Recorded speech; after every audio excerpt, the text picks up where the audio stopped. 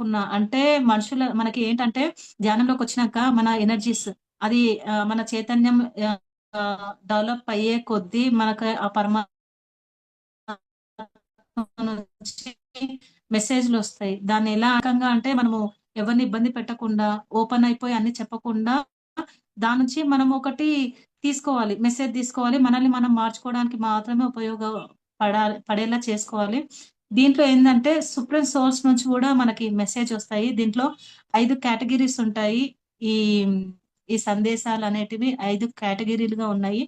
దానిలో మొదటిది ఏంటంటే సుప్రీం సోర్స్ నుంచి కూడా మనకు మెసేజెస్ వస్తాయి. రెండవది నెగెటివ్ సోర్స్ నుంచి మెసేజెస్ వస్తాయి. టీజింగ్ సోర్స్ నుంచి మెసేజెస్ వస్తాయి. సెల్ఫ్ ఈగో నుంచి కూడా మనకు మెసేజెస్ వస్తాయి. ఇలా 5 రకాలు ఉంటాయి. ఇంకొకటి ఏంటంటే ఎర్త్ బౌండ్ సోల్స్ నుంచి కూడా మనకి మెసేజ్‌లు వస్తాయి. మనకి పరమాత్మ నుంచి మెసేజ్‌లు ఎలా వస్తాయి అంటే ధ్యానం చెయ్యి, శాకాహారం ప్రచారం చెయ్యి, పిరమిడ్‌లు కట్టు, ఎదుటి వారికి సహాయం చెయ్యి. అంటే ధ్యానం చేసే వాళ్ళకి ఆ పరమాత్ముడు మనకిచ్చే మెసేజ్‌లు ఇవన్నమాట.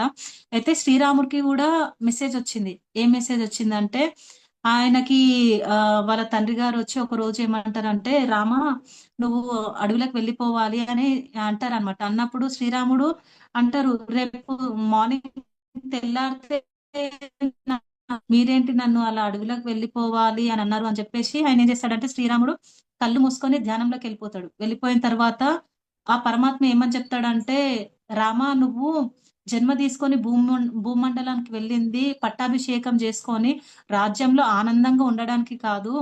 నువ్వు ఇక్కడికొచ్చింది నువ్వు ఇక్కడ అన్ని ధర్మాన్ని ప్రతిష్ఠించడానికి వచ్చావు. నువ్వు అక్కడ ఉండి ఆనందంగా ఉండడానికి కాదు. వెంటనే నువ్వు బయలుదేరు. నువ్వు అడవులకు బయలుదేరని మెసేజ్ రాగానే కళ్ళు తెరిచి పితృవాక్య పరిపాలన అంటాడు శ్రీరాముడు. పితృడు అంటే తన తండ్రి ఈయన కాదు ఆ పరమాత్ముడు అన్నమాట. పితృడు అంటే ఆ పరమాత్ముడు. ఆ పరమాత్ముడు ధ్యానంలో ఈయనకి మెసేజ్ ఇచ్చాడు. నువ్వు ఇక్కడ ఉండకూడదు. మనం ఏమనుకుంటాము తండ్రి పితృవాక్య పరిపాలన అనగానే తండ్రి చెప్పగానే వెళ్ళిపోయాడు అనుకుంటాం. తండ్రి అంటే ఈయన కాదు. మనకి పైనున్న విశ్వాత్మ అక్కడి నుంచి వచ్చిన మెసేజ్ తీసుకొని ఈయన అడవులకు వెళ్ళిపోయేటప్పుడు లక్ష్మణుడు అడ్డుపడతాడు. నువ్వు రేపు పట్టాభిషేకం చేసుకోవాలి కదా నువ్వు ఎలా వెళ్ళిపోతావా అని వాళ్ళ నాన్న మీదకి కత్తి తీసినప్పుడు రాముడు అడ్డుకొని ఏమంటాడంటే ఆ లక్ష్మణ ఇది పితృవాక్య పరిపాలన అని అంటున్నాను కదా పితృడు అంటే ఈ పితృడు కాదు పరమాత్మ నుంచి నాకు సందేశం వచ్చింది అని చెప్పి ఆయనకు సర్ది చెప్పి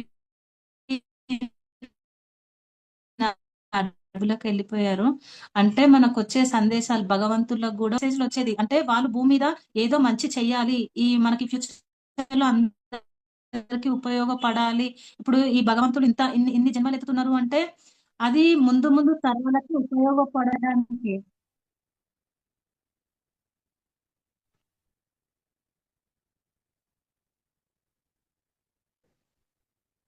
ఉపయోగపడ ఉపయోగపడడానికే అలా మనము అర్థం చేసుకోవాలి.